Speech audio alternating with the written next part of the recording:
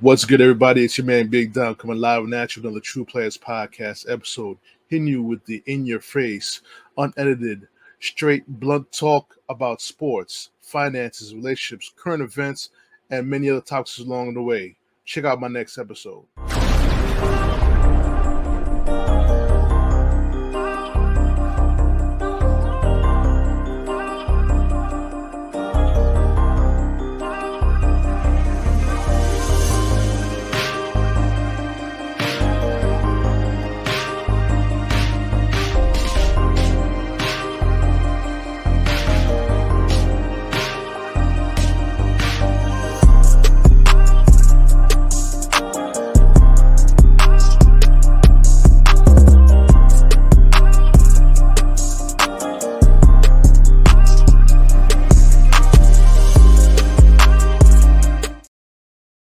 What's good, everybody? It's your man Big Dom coming live at you another True Players Podcast episode. I did promise you guys 3 o'clock start. Sorry about starting a little bit late. Few things came up, but we're on live right now. We're going to talk about a lot of things: NFL football, NFL playoffs as we enter the divisional rounds. I'm kind of excited because if anything was shown from by last week, is that anything can happen in the NFL. But let's get into it because I didn't get a chance to talk to you guys about the last games of the Jets and Giants of week 19 or 18, whatever that last week is. The Jets finally beat the Patriots, albeit in the middle of a snowstorm up there in Boston, which inevitably was Bill Belichick's final game as head coach of the New England Patriots. It's bittersweet because I would rather do it when the Jets are on their way into the playoffs, but they salvaged their season. I wouldn't say they salvaged their season, but they ended up the same record they ended up last year, 7-11. Ironically, Robert Saleh is still the head coach. Meanwhile, better coaches are being fired for not making the playoffs. And I'm going to get to that a little bit later in the podcast, all right? Also, the Giants beat the Eagles 27-10. Giants did their thing. I thought the Giants was not going to win another game for the rest of the season, but they proved me wrong. They ended up finishing off 6-11 for the season, which is, shocking. I expected this team to be in the playoffs, but, things happen. Injuries, poor offensive line play would kind of hurt that team. But the big thing is coaching staff upheaval in New York Giants. Well, so Wing Martindale leave as defensive coordinator of New York Giants due to his assistants being fired, as well as his relationship with Brian Daboll, pretty much fell apart at the end. So you can't have that type of toxicity in the coaching room. I'm glad those guys kept it professional despite the rough and tough season. But things changes have to be made. So. We'll see what happens. I'm going to talk more about what the needs of Jets and Giants are. I spoke a little bit about it on previous episodes, but with the next episode or a few episodes after, we will talk about the definite needs of each team. So that'll ensure them either in the playoffs or a better record than this year. As you know, over the past week, Mike Vrabel was fired from the Titans. Arthur Smith fired from the Falcons. Ron Rivera fired from the Commanders, which I honestly believe I'm not surprised by that firing. The Chargers head coach, he was done from I believe like week 13. He was fired. He was a dead man walking. Pete Carroll was fired. Well, I'm gonna say fired, but they mutually parted ways, which was shocking to me. Along with Mike Vrabel being fired, and also Bill Belichick parted ways with the Patriots. Jared Mayo becomes new head coach of the Patriots. First Black American, first Afro-American to lead a team in Boston. First Black head coach of the New England Patriots. Wish him the best of luck. It's going to be a tough task up there in Boston. All right. So the Falcons. Bill Belichick is on his way to a second interview with the Atlanta Falcons. Why not Bill Belichick for Atlanta? The only negative is that he has is his age. But He's looking at the NFC South, a winnable division that he could probably, with his coaching, could probably put the Falcons as a top team in the NFC South. Easy way to win the division, easy way to get back into the playoffs, and to prove to everybody that he could get to the playoffs without Tom Brady. All right. The interesting and the most attractive job right now is the LA Chargers because of Justin Herbert. I have a feeling it's going to be down between Mike Vrabel and Jim Harbaugh for that position. I actually do believe that. So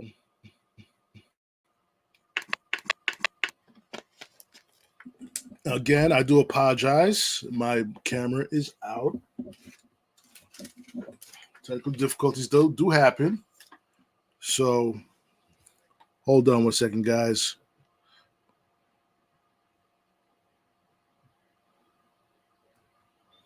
Do apologize for the mishap with the cameras.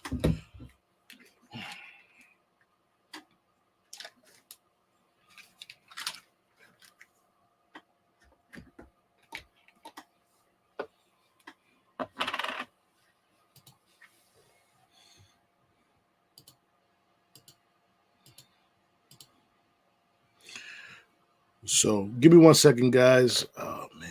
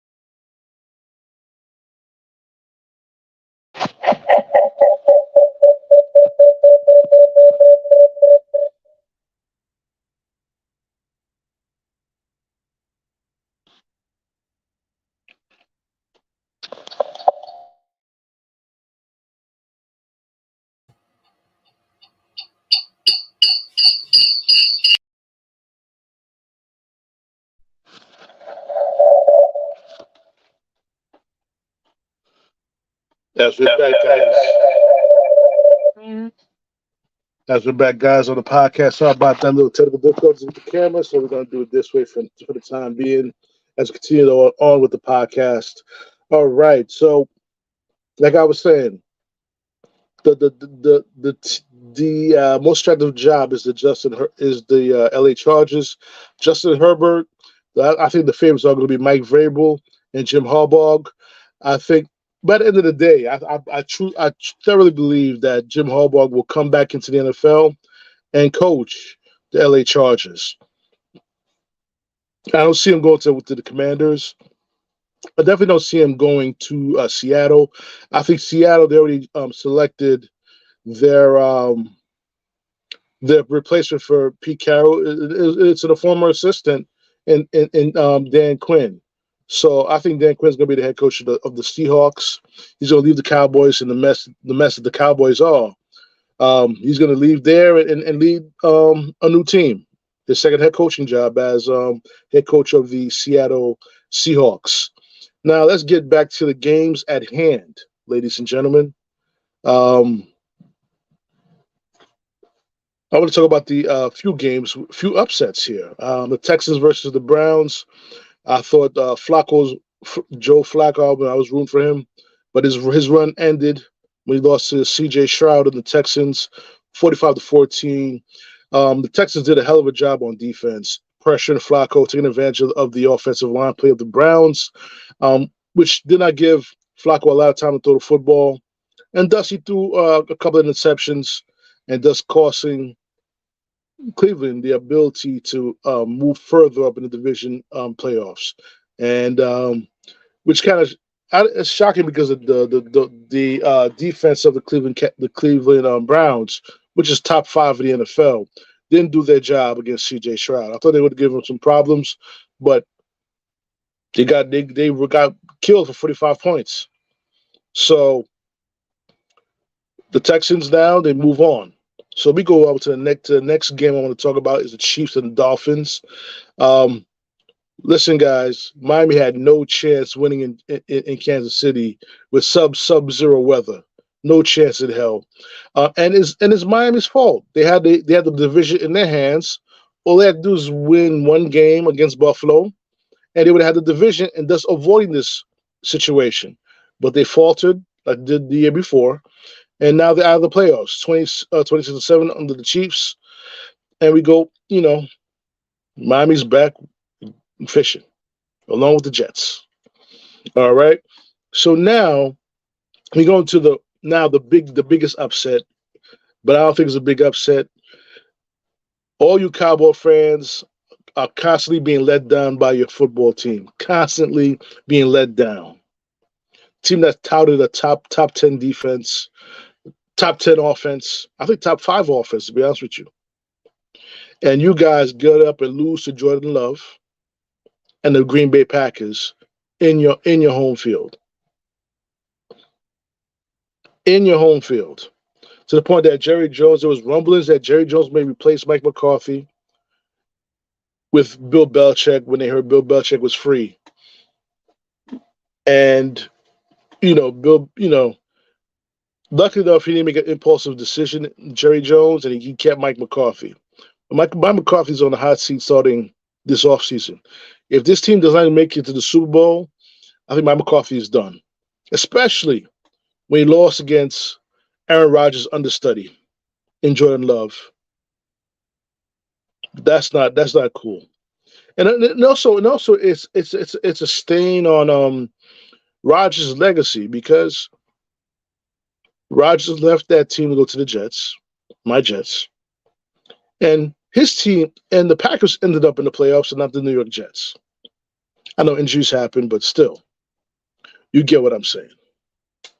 All right. So now we head to the next game I want to talk about, which is I thought was the best game in the wild card series, which was the Lions and the Rams, Stafford versus Goff, the trade of 2 quarterbacks that worked out for both teams. It worked out quicker for the Rams because Stafford ended up winning a Super Bowl the year after the trade. And now Goff is now in the divisional playoffs, getting ready to continue on with his playoff life. A very, very good game. Very well played game between both teams. It was seesaw battle. Basically just the luck of the draw. Talent happened, and the Lions are moving forward. All right. And the Bills versus Steelers. Bills stole the division from the Miami Dolphins, got the home field playoff game against the Steelers, winning big 31-17 in Orchard Park. The game in the beginning was going to look very bad for the Steelers, but they got a great head coach on that side of the field, and Mike Tomlin, in which boom, he was coached his butt off. And he was in speculation that he may take a year off with the Pittsburgh Steelers, and now they're working on an extension with him to continue coaching the Pittsburgh Steelers. But Steelers did a great job. They were out without T.J. Watt. The defense suffered a little bit, and the Bills did what they had to do. The better team won that game. You can't take nothing away from the Bills on that one. And another upset, which is going to hurt Jet fans too. Bucks versus Eagles. Former head coach Todd Bowles leads the Bucks with Baker Mayfield as his quarterback. We're 32-9 upset in the round. He gets playoff victory. This is against a team that started off 10-1. The Philadelphia Eagles started off 10-1, and they got bounced from the playoffs. All right. The Eagles, I don't know. Was it overconfidence? Were they not prepared? What went wrong for this team, which caused them? They had the division in their hands, that number 1 seed in their hands, and then they just collapsed. To all those the Eagle fans that I know, does Nick Sirianni deserve to be fired because of this collapse?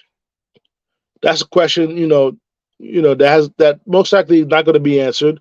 I don't think he's going to be fired, but as a Philadelphia, because I got family down there, you know, what y'all think? What y'all think? But enough of that. We got about an hour left before the divisional playoffs will start. It'll start with the Texans versus Ravens at 4:30 p.m. The key about this game is the Texans are an upstart team with DeMeco Ryans as their head coach. They did a fantastic job on the defensive side of the ball against Flacco and the Browns last week. Can they continue the same intensity, the same great play on defense to stop Lamar Jackson? This is a knock on Lamar Jackson. Check it out, guys.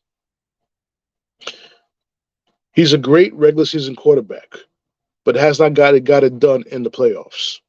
Will he be able to get it done in the playoffs this year? That's going to be the key to this game. The pressure is undeniably on Lamar Jackson. My prediction was always Ravens versus 49ers. But this team right here, the Texans, could be a threat.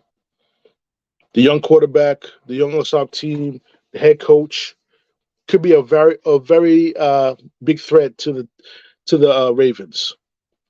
But I can't wait to watch this game at 4:30. And the next game tonight at 8 p.m., Packers versus 49ers. I think the 49ers is gonna destroy Jordan Love, but it could be a great game. It could be a great game, guys. So we'll see what happens. Mr. Irrelevant, Brock Purdy, had a week off, licked their wounds, licked their injuries, got better. We're going to see what's going to happen in that game. Now, the next game for me is the Bucks versus Lions, which will be at 3 p.m. tomorrow. For me, I consider this game a toss-up game. Reason being, the Lions barely got past the Rams, and I believe the Bucks is going to provide them with the same difficulties as well. A good defense, a quarterback who could get it done in the playoffs, and Baker Mayfield. They got the weapons outside with Mike Evans, and they got the weapons outside. So we'll see what happens tomorrow at 3 p.m. We'll see what comes out on top. But for me, that's a toss-up game. And the game of the week, excuse me, the game of the playoffs in the divisional series, the Chiefs versus the Bills. Can Josh Allen finally climb over the hump and beat Patrick Mahomes?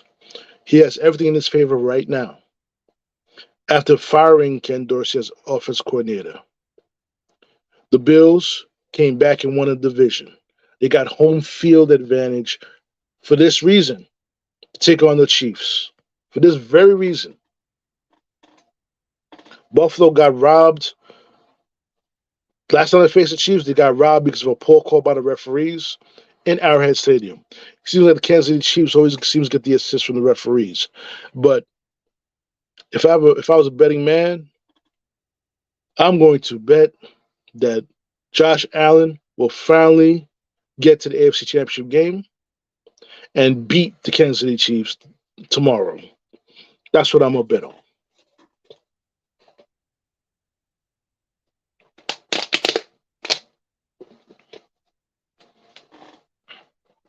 That's what I'm betting on, guys. Let me know what y'all think about that. If you're watching the podcast, you definitely comment in the sections. I forgot to put in the link if you want to jump in and be a guest and say something real quick. Let me do that right now.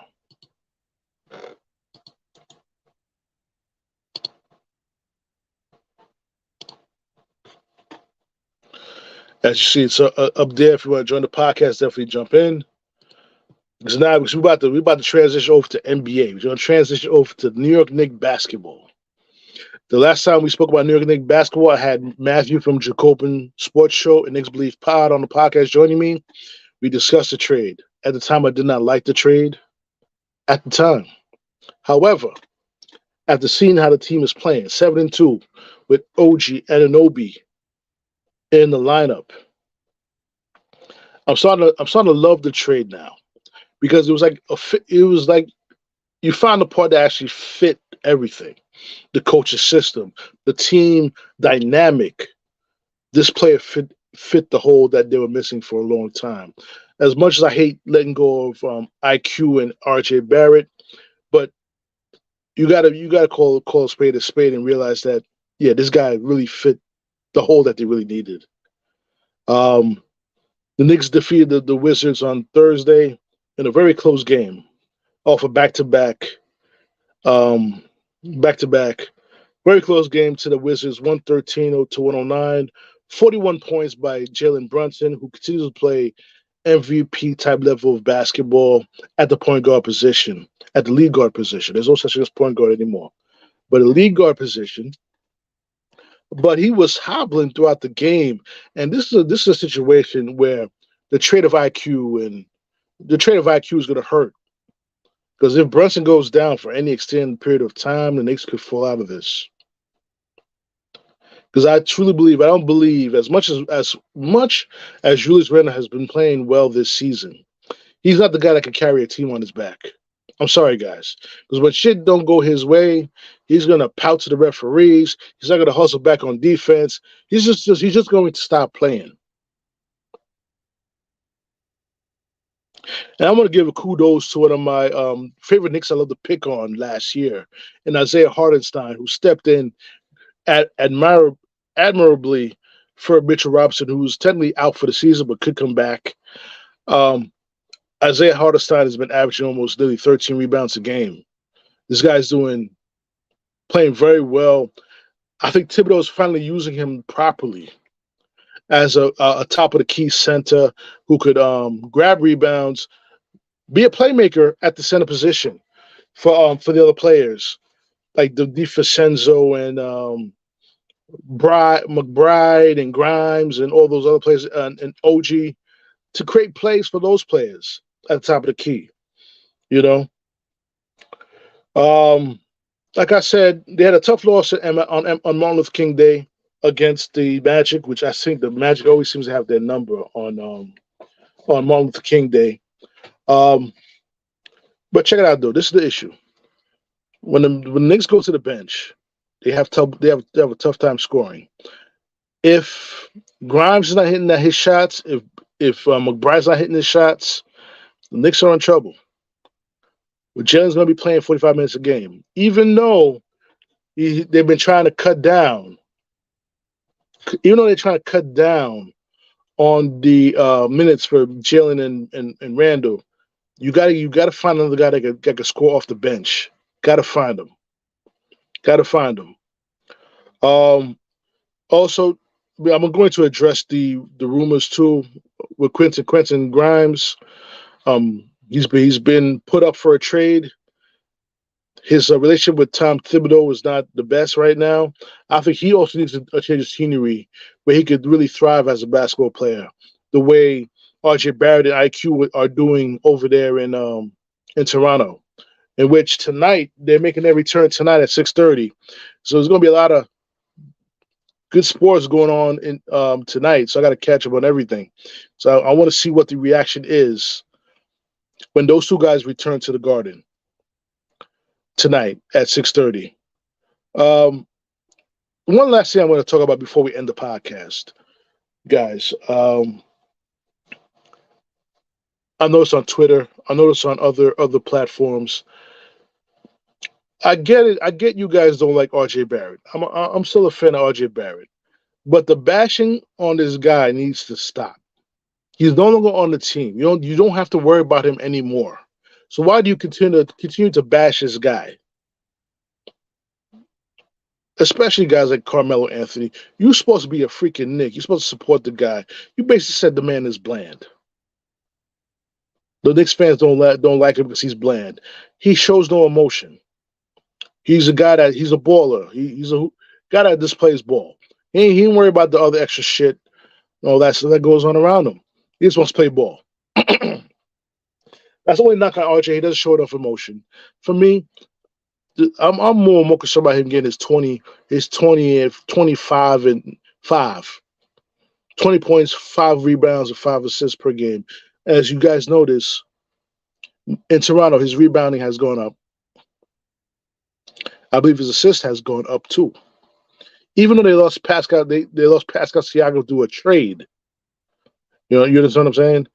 His assist level is going up. IQ's points per game has gone up as well as his minutes has gone up. So this is a trade that worked out well for both teams. We're just gonna have to move on. I wish them